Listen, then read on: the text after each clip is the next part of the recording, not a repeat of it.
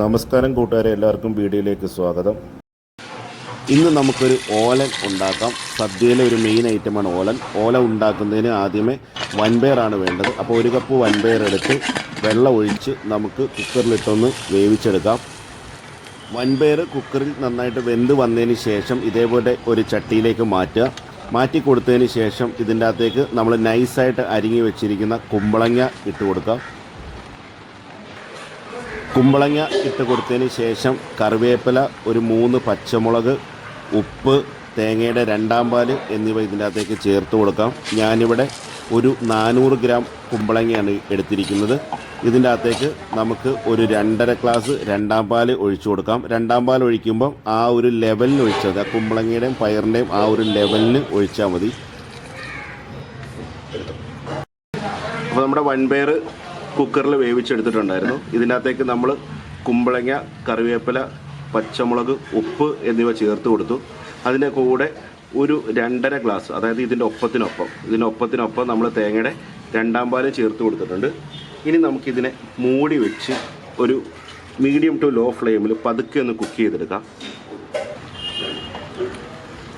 മൂടി വെച്ച് ഒരു 5 to 6 മിനിറ്റ് കുക്ക് ചെയ്യുക. അതിനുശേഷം ഒരു 2 to 3 മിനിറ്റ് തുറന്ന് വെച്ചും കുക്ക് ചെയ്യുക. നമ്മുടെ വൻപയർ ഓൾറെഡി കുക്കറിലിട്ട് വേവിച്ചതാണ്. അപ്പോൾ നമ്മുടെ കുമ്പളം ഒരു 6 to 7 മിനിറ്റ് കൂടുതലിട്ട് വേവിക്കരുത്. ഓവർ കുക്കായി പോയി കഴിഞ്ഞാൽ കറിയുടെ രസം പോവും. അപ്പോൾ ഇനി നമുക്ക് ഫ്ലെയിം തീരെ കുറച്ചിടുകയോ അല്ലെങ്കിൽ ഓഫ് ചെയ്യുകയോ ചെയ്യാം. ഇനി ഫ്ലെയിം ഓഫ് ചെയ്ത് കൊടുക്കാം. ഫ്ലെയിം ഓഫ് ചെയ്ത് 1 മിനിറ്റ് കഴിഞ്ഞതിന് ശേഷം മാത്രം 1 പാൽ ചേർത്ത് കൊടുക്കുക.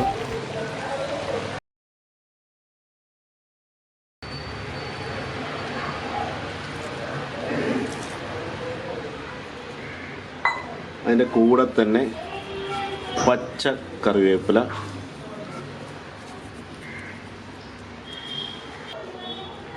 ഇനി ഇതിൻ്റെ അകത്തേക്ക് പച്ച വെളിച്ചെണ്ണ,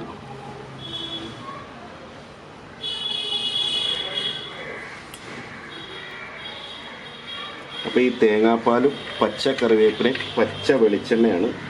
ഇനി നമുക്ക് നൈസായിട്ട് ഇതിനെ ഒന്ന് മിക്സ് ചെയ്ത് കൊടുക്കാം. വളരെ നൈസായിട്ടൊന്ന് മിക്സ് ചെയ്യുക. മിക്സ് ചെയ്തതിന് ശേഷം ഒന്ന് മൂടി വെക്കുക.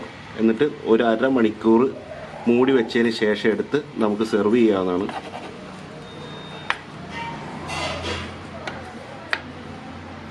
നൈസായിട്ടൊന്ന് മിക്സ് ചെയ്ത് കൊടുത്തിട്ടുണ്ട്. ഇനി നമുക്ക് ഒരു മൂടി ഉപയോഗിച്ച് മൂടി വെക്കാം. മൂടി വെച്ച് ഒരു 1/4 മണിക്കൂർ കഴിഞ്ഞതിന് ശേഷം മാത്രം എടുത്ത് സെർവ് ചെയ്യുക. അപ്പോൾ എല്ലാവരും ഈ റെസിപ്പി ഒന്ന് പരീക്ഷിച്ച് നോക്കുക. ഇഷ്ടപ്പെട്ടെങ്കിൽ ലൈക്ക്, കമൻറ്റ്, ഷെയർ എന്നിവ ചെയ്യുക. എല്ലാവർക്കും നന്ദി, നമസ്കാരം.